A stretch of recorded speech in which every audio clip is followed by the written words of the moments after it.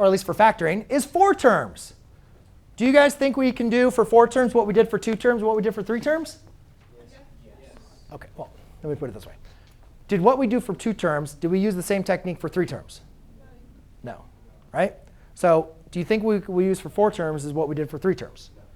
No. Right? We have to think of something different. Right? There is a different way. Now, you were correct. We are going to take some elements from what we learned with 2 terms. OK? And because the factoring technique we're going to do is called grouping. And because we know, we recognize that we know how to factor like the GCF out of 2 terms.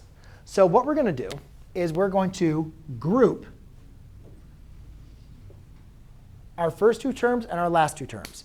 Now, don't group them so they look like multiplication, but just group them so you can see. I'm not changing the problem, right? Nothing's wrong here. Agreed? It was good. So now,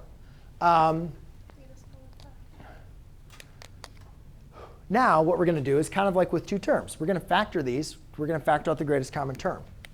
So in this case, I can factor out let's just leave this as a x squared.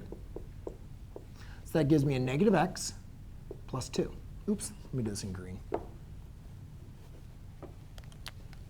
If you factor out an x squared, you're going to be left with a negative x plus 2. Now, here's the kind of key in the trick. Most students would say, let me factor out a 2, which is not wrong. However, for the purpose of this grouping technique, we want to factor out a number that's going to give us exactly negative x plus 2. So instead of factoring out a positive 2, we should factor out a negative 2. Because when you factor out a negative 2, I'm sorry, negative 9, sorry, you're going to get a negative x plus 2. Do you guys see how that makes the difference? Most people would not pick to factor out a negative 9 unless you went with the understanding, I need these to be the same. Now, why would we want these to be the same? The reason why we want these to be the same is because now we can factor them out one more time. And I know a lot of people do not like this. So I will show you another way of how that makes sense again. But for right now, let's have this. So now you have it as a product of 2 factors. Now, could we write this as linear factored form? Just get everything simplified? Just to make sure, right? Because we don't want to say that 0 is 9 with the multiplicity of 2. Don't want to make that mistake, right? Remember I kind of already said that? So let's write this as linear factored form, even if I didn't ask for it.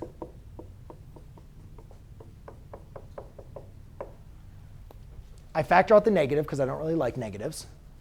So therefore, that tells me, oh, these all have a multiplicity of 1. And there would be my answer.